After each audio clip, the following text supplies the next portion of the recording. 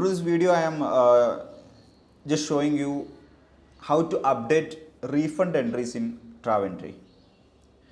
We all know there have two types of refunds. One is airline refund and Misc refund, miscellaneous refund. In airline refund option, we have to enter the refund of flight tickets and all other service refund in miscellaneous refund. Both are in same procedure. Okay. Then to enter a refund in Traventry, you have to take the transaction number of that particular invoice we have to refund. That number we can get it from our print or in statements and in any reports. You can take that transaction number. By using that transaction number, we have to enter that refund. If the transaction is entered in previous financial year, then also you can take that transaction number from previous financial year and do the refund entry in current financial year. It's also possible.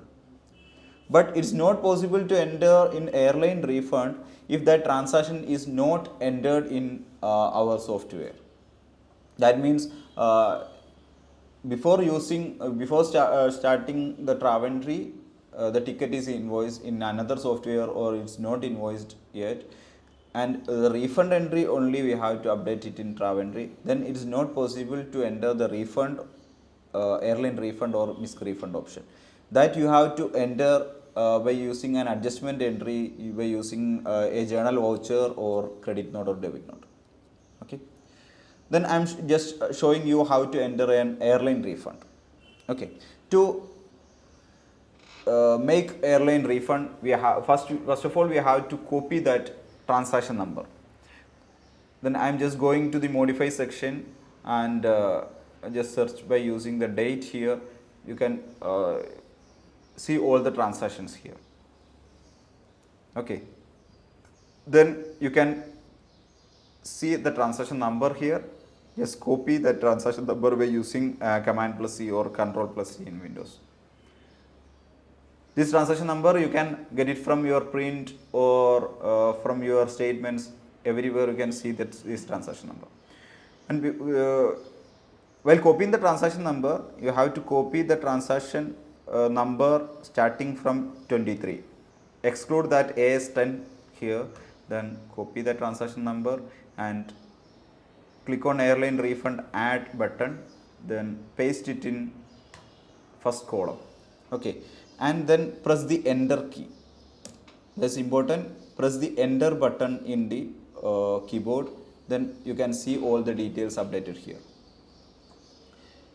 Then if you need to change the refund transaction date into refund date, this date is automatically came as per the invoice date. Okay, if you need to change it to refund date, just change the date, then edit the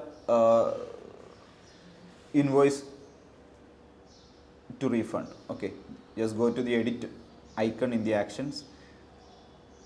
Then you can see the details. You just edit the amount here. Okay, the supplier basic fare means how much amount the supplier is given to you as a refund. That's supplier basic fare. In this case, 9,400 was the supplier basic fare in the invoice. Then supplier is taking the cancellation charge as a 2,000, just suppose. Okay, then the supplier basic fare will be 7,400. Okay, or the supplier basic fare I just updated as 9,400. That means the invoice amount. Here you can see the cancellation charge. You can put 2,000 here. Okay, either you can update it in supplier basic fare as 7,400 or you can update the supplier cancellation charge as 2,000. Okay, any one option you can do here. Okay, then this 1,100 was the service charge. That means the income we already taken while doing the invoice.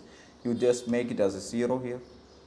Then how much we are taking as a profit in this refund. That means 7,400 is a supplier amount that we already got from our supplier. Then we are giving 7,000 only to our customer. Then just make it as 400, just enter 400 here. Then this 400 will treat as our income in the refund. Okay, that means 7,400 the supplier will given to us, then 7,000 is payable to customer.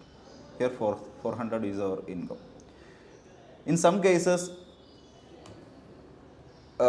we are returned back. That means 7,400 supplier given to us, and we are given them a 7,500. That means 100 as extra.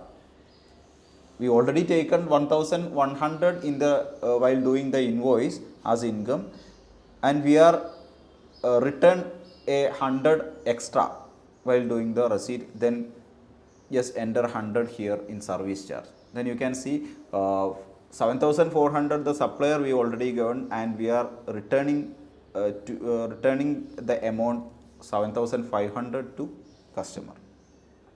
That means the logic is very simple. If you are return back as an extra amount to customer, that means additional amount to customer, that you what was the additional amount, you just enter it in service charge. And if you are taking additional income in refund, you just put it in cancellation charge. Okay, then save it and final save, the refund entry is completed. Just like this you can enter the refund entries in airline refund, and if it's a miscellaneous refund you can enter it in Misc refund option. Okay, thank you.